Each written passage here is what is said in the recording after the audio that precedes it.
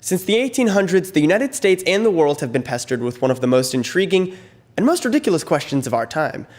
Is a tomato a fruit or a vegetable? It's got to be one or the other, right? I think it's about time we answer that age-old question.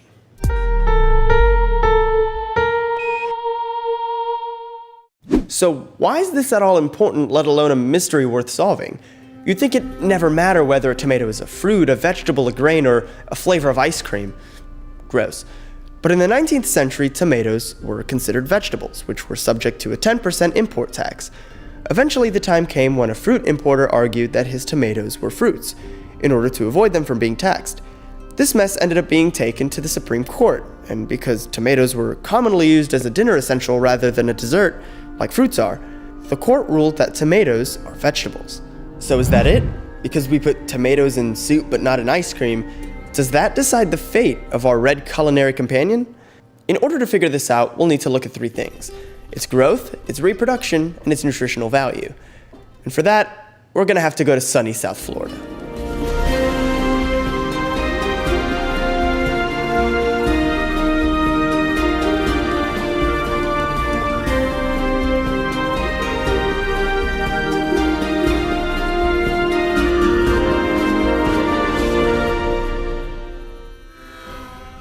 There's this place called Southwest Ranches, a town known for its agriculture and farmlands, and in this town, we visited the Florida Nursery Mart. They grow everything from spices to herbs to palm trees. They also have this cool cat. And so the crew and I set off on the search for truth in the poor identity crisis that is the tomato. So we're here in the fruit section of this nursery, and we found everything from lemons to mangoes and oranges, but we haven't seen any tomatoes. So we're here to find out who really considers a tomato a fruit.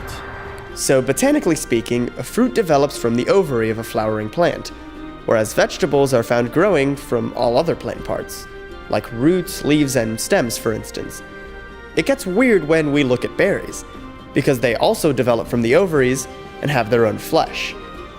But it gets even weirder, because this means that watermelons are berries, bananas are berries, pumpkins are berries, and tomatoes are berries. I mean, it makes sense. They're grown the same, they have the same flesh, but what about how they reproduce? The seeds play a big role in distinguishing a vegetable from fruits and berries. We spoke to Phil from the nursery, and he was able to give us some insight as to how these plants disperse. A lot of times fruit make it easier to disperse their seed. That makes reproduction easier. Phil explained to us that the very main distinction between fruits and vegetables are the seeds. Vegetables don't have seeds because they are simply byproducts of the plant, while fruits are literally ripened reproductive systems of the plant. So, cucumbers, fruit, avocados, fruit, olives, fruit, corn, fruit, peppers, fruit, and tomatoes are fruits. All in all, scientifically, a tomato is a fruit. But let's bring it back to where we first started. We don't have any tomato-flavored ice cream now, do we? Fruits are recognized all over the world for their sweetness and sugars. Depending on the fruit, sugar levels vary based on the plant itself. Your typical small apple contains about 20 grams of sugar. That's half of a can of Coke. Tomatoes, on the other hand, hold only 3 grams. But the sweetness doesn't solely speak for the nutritional content of the fruit.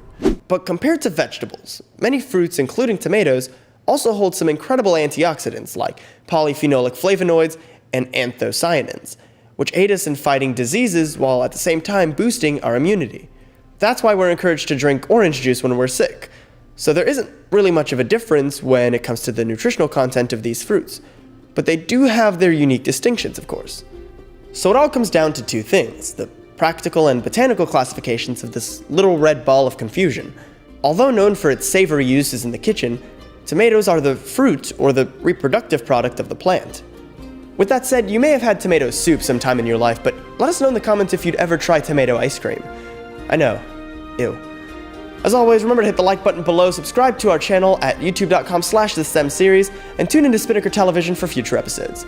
Thank you for watching, and we'll see you next time on The STEM.